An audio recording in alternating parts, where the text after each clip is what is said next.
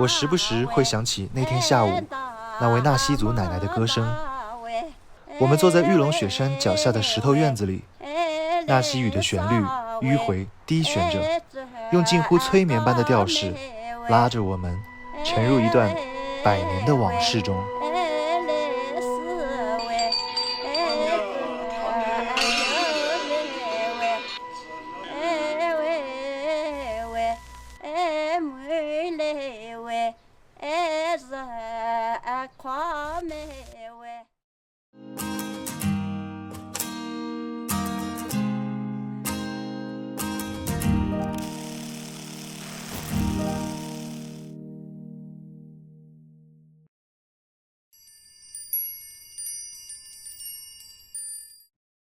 好的，我们现在要离开小木屋，下一站了。向着雪山的方向继续进发。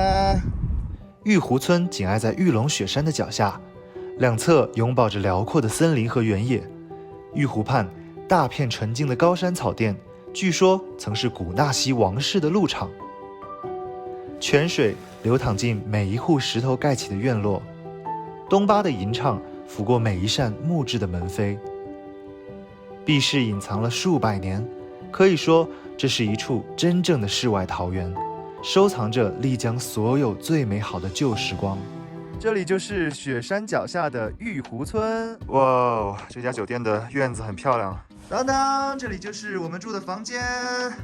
来到窗边，拉开窗帘，就是玉龙雪山。现在的玉湖村也已经渐渐发展起了旅游商业，不过一般游客只是花个半天匆匆打卡，我们却一口气住了4天，就是想挖开它的石头表面下是否还留有100年不变的内心。一个人都没有。对，路上他们的房子全部都是用这种石块一层层垒起来的，就是更古朴一点，像是那种几百年前的建筑。对，而且石头我觉得还分成很多种类型，就是有那种像是火山岩一样的啊，不同的颜色、不同的质地。因为它有高低错落，所以你走一走就能看到人家的屋顶。就等于说我们的地势高一点，然后它那边的入口就是从一个低的地方进来。对呀，然后好像屋顶离你很近，就还挺奇妙的。这里可以直接摸到他们的瓦当。你看这个东西，你知道是什么吗？这是往下滴水的呀。不对，辟邪的吧？不是，是在给你招手。是每个房子负责欢迎客人的东西是吗？可以看到，其实它是一个鱼的形状啊。其实它是鱼的形状，因为鱼是代表跟水在一起，水能克火，所以他们把有鱼的形状的这个放在屋子上装饰，就是木质的房屋，可以避免它起火。还有走在马丘比丘的感觉。你说以前马丘比丘是不是就是这样的呢？是。苏今天换了登山运动鞋，活力满满。和之前穿高跟鞋的苏判若两苏。在玉湖村里，我们遇见了本地土生土长的纳西小哥欧长。欧长在外做了多年旅游领队，去年刚刚回到村里定居，打算好好推广玉湖村的文化。我们跟着他先去了趟玉湖村最出名的景点，这里最有名的洛克旧居陈列馆。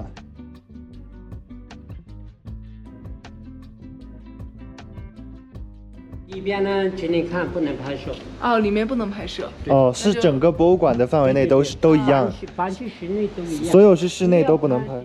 美籍奥地利人约瑟夫·洛克在上世纪20年代起进入中国考察植物，在走遍滇藏、四川、甘南的旅途中，渐渐爱上了纳西族的文化，开始转而记录和研究丽江地区的人文，并在玉湖村的这个院落里一住就是27年。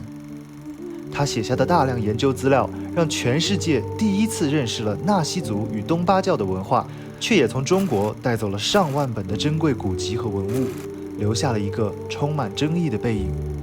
这个小院子里面，洛克曾经生活了20几年的时间，然后里面就是放了大量的过去的生活旧物，还有他拍下的老照片。然后我觉得还挺厉害的，就是一个外国人在100多年前的时候来到这么一个异国他乡的偏远山区，然后去大量的进行了这些记录，去完整的保留了一个时代的风貌。其实这个也让我们很感慨，就是现在在丽江地区走的时候呢，那些照片里呈现的场景啊、服装啊、民俗都已经基本消失不见了，完全就找不到了。所以说我觉得这也是记录的重要性，也也是为什么我们一直在拍视频、在做记录的原因。我觉得文化的消失和改变，其实有时候是不可逆的、不可避免的。但是只要它被记录了下来，那就以另外一种形式被保留了下来。参观完博物馆，我们在欧常家品尝到了一顿最地道的纳西族家常美味。米灌肠，米灌肠是用猪血是吗？会对，猪血弄米，还有肠子做的。是有奶？不是，奶锅是这个锅的名字啊，这个锅叫奶锅。对，哦，一般的话，我们节日或者是像春节那种一家人团圆在一起的时候会煮这个。但我在云南这么久，第一次看到锅里面就是火锅米线。这是我们最传统的纳西粑粑哈。纳西这就是纳西粑粑，对，腐乳啊，然后抹上去，这才是正宗的鸡豆凉粉。鸡豆凉粉我在其他地方没有见过，因为鸡豆只生存在海拔高的地方。鸡豆是一种什么豆？鸡豆是一种豆，它就叫鸡豆，这个豆就叫鸡豆。这个豆子跟鸡的眼睛一样小，很小。豆腐、南瓜，这是炖得很烂，好像是芋头、胡萝卜，然后哇，总之下面就是满满的各种料。这一锅可以喂饱一家人吧？对，然后还有一些肉啊，一些就是配料，腊肉什么的，就是在里面。总之里面是很丰富的。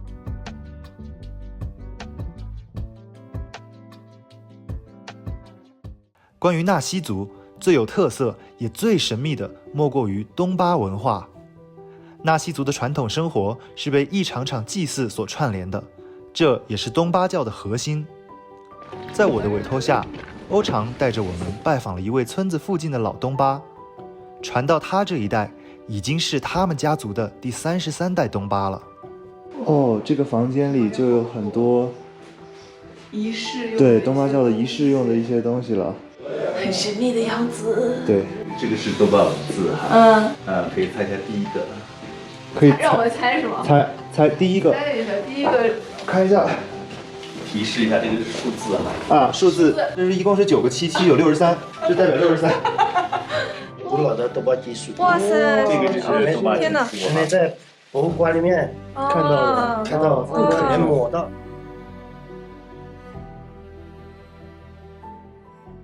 洛克当时学习东巴文就是跟您的爷爷直接学的是吗？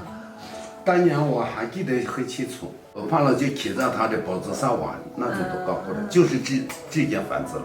东巴文是不是其实也是只有像您这样的有知识、有文化、专门学习的人才会读会写？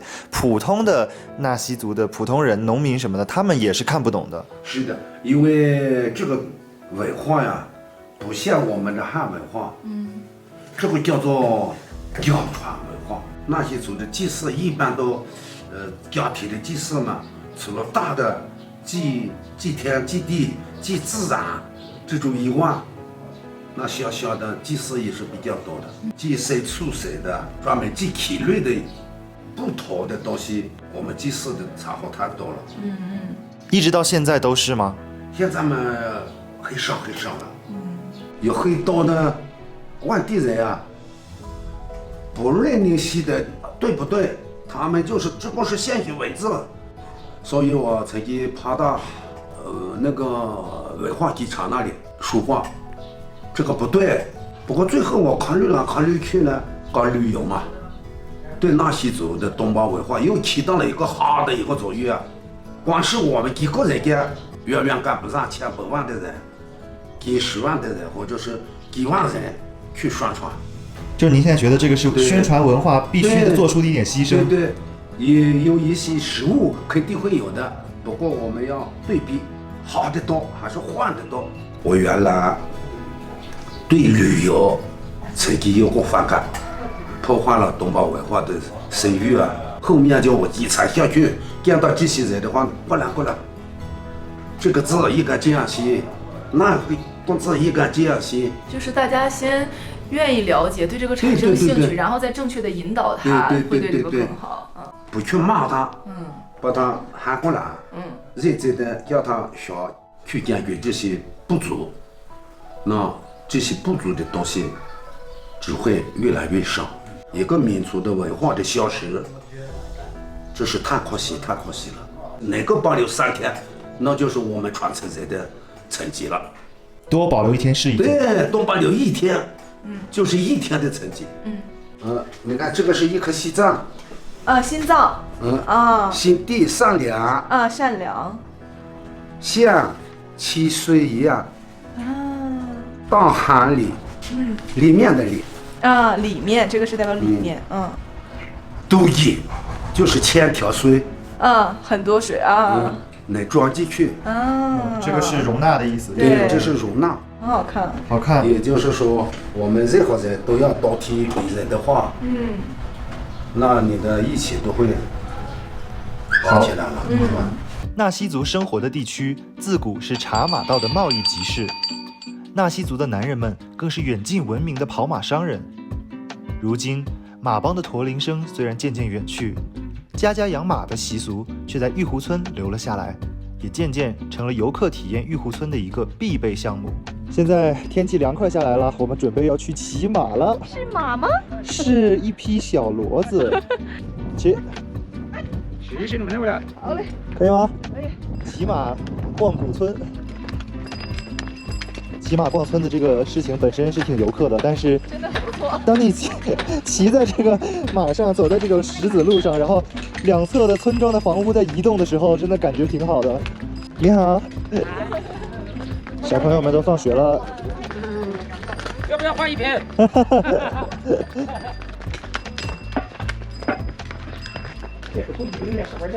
从这里我们就离开村子，走上乡间小路。前面的这个云也非常的像水墨画。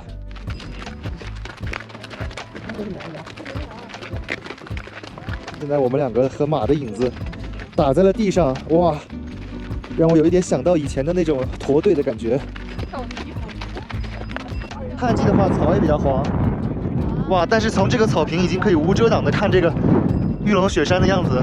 来到这个湖边和草原呢，就是欣赏自然的角度比较好。往这边看的话，就是无遮挡的整个山脉、森林、光影都有。住在玉湖村的那几天，我们渐渐爱上了高原的艳阳冷风，以及随时仰望雪山的感觉。老人们总是穿着传统服装坐在一起闲聊，石头路上满是新鲜马粪的味道。瓦猫们站在屋顶看守着院落平安。一家家民宿客栈混入了当地人家之间，为村子带来了新鲜活力，却并不显得违和。临别前的傍晚，我在广场上遇见两个放学的孩子，正赶着牛回家。牛儿慢慢走过新开的高级民宿，女孩蹦蹦跳跳跟在后面，消失在小巷的那头。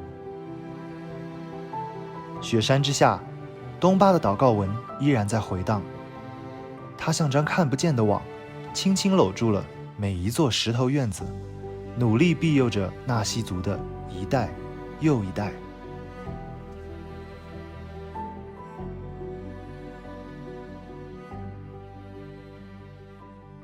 我们是若野和苏，一对边旅行边唱歌边拍视频边讲故事的神雕侠侣。关注我们，一起拥抱世界上的千百种生活吧。啦啦啦啦啦啦。